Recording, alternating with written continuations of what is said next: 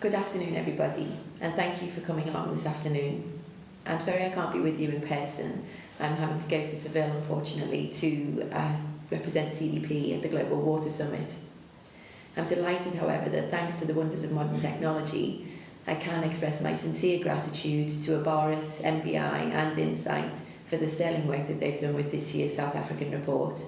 It does, I believe, contribute significantly to the ongoing dialogue around water scarcity and security within South Africa, and will, I hope, catalyse and inform the debate on action on corporate water stewardship.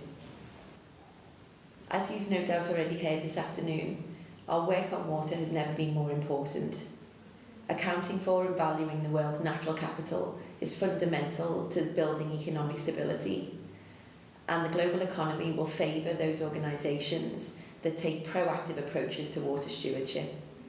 Companies that transform the way they do business now and work to safeguard valuable water resources will both benefit from short-term and long-term cost savings, sustainable revenue generation, and obviously a more resilient future.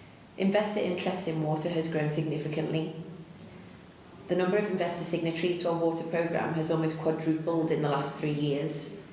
And this year, our water questionnaire was issued on behalf of 530 investors with over $57 trillion worth of assets. Our signatories engage with the data we provide them in a plethora of different ways. For some, a simple reflection on whether a company has disclosed or not is enough to trigger action, whereas others download and interrogate complete responses and use these during their engagement with companies. And collectively, through CDP, investors are calling for more comparable, actionable data that they can use to inform their investment decisions. And CDP is responding in a number of different ways. So as you know, CDP operates a transformative system. By issuing our questionnaire on behalf of the 530 investors, we're encouraging companies to take a journey of self-discovery. By asking what on the face of it appears to be relatively simple questions, such as, are you exposed to risk? It sparks a reaction within the corporations and encourages them to perhaps have conversations with people that they've never had before, or seek out data that they've never considered important before. They also go away and establish systems that will allow them to respond in a better way to us and take actions that will ultimately improve their performance on corporate water stewardship. And encouragingly, we're already seeing shifts in the maturity of organisations. A reflection on the response of the 2012 Global 500 responses indicates that companies are growing more mature in their responses to water challenges.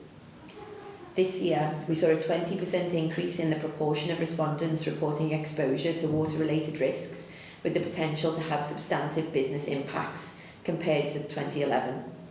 Now, I think that's not because the world is getting any more risky, but it does reflect the fact that companies are undertaking perhaps more robust and more extensive risk assessments. We also saw a 50% increase in the proportion of respondents engaging on water across their supply chain. Now, this was an area flagged up for concern in our 2011 report, and we were encouraged to see this improvement in response. And finally, there was an 18% increase in the proportion of respondents able to identify linkages or trade-offs between water and carbon emissions, indicating that companies are taking a much more holistic approach to their water stewardship activities.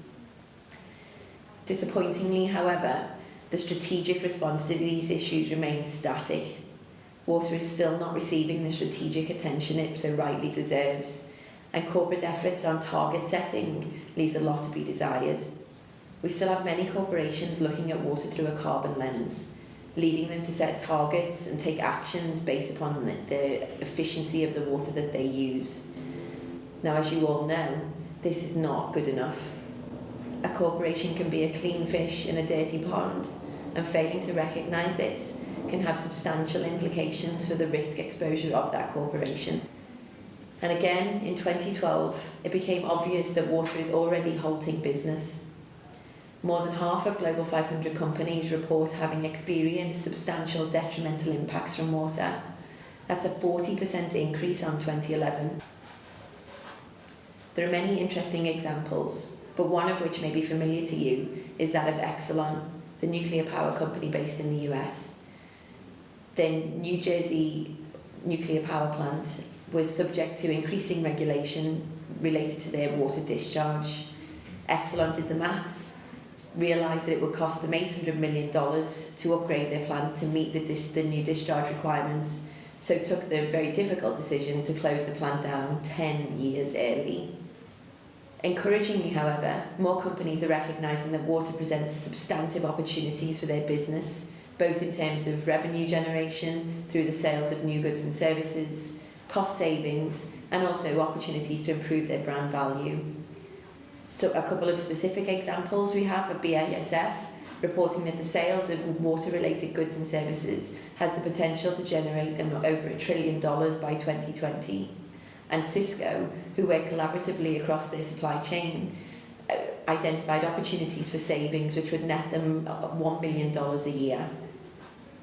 I think you'll agree these are opportunities that can't be sniffed at. 2013 promises to be an exciting year for CDP. As I've already stated, the investor interest in water could not be higher. This year we've issued our questionnaire to over 1,000 companies, and we've also added water to our supply chain programme and have a number of founding members, including Pfizer, Dell, L'Oreal and Unilever. This supply chain programme allows us to reach organisations that we perhaps wouldn't be able to reach through our investor-driven programme. So we're very excited about that. Significantly this year, we're revisiting our water questionnaire, considering changes that will not only make it easier for you to respond and provide information that will allow you to communicate your efforts in building resilience to global water crisis. We're also ensuring that it continues to capture the most important and the most relevant information that will assist investors in their investment decision-making processes. Quite excitingly, we're also developing the world's first scoring methodology in relation to water. We believe this is a major opportunity for us to really increase our impact and catalyse action amongst the world's largest organisation on corporate water stewardship. Further details of these initiatives can be found on our website, or you can drop me an email directly. So in closing, I'd like to take the opportunity once again to thank MBI, Ibaris and Insight for their efforts with this year's South African report. I'd also like to take the opportunity to thank those companies that have consistently responded to us year on year. It's not easy, and we really do appreciate the time and effort taken in ensuring that you're getting your responses in on time. CDP really only does remain influential in changing the way that the world does business, as long as you continue to respond to us. I'd also like to take the opportunity to thank those investors that are proactively encouraging their portfolio companies to take action on corporate water issues. This year's CDP South Africa Water Report is a call to action for all of those companies to treat water with the strategic attention it deserves, to consider the role you're playing in tackling water challenges, and to provide the leadership required to build a more resilient future for all. I look forward to continuing our efforts together over 2013 and beyond. Thank you.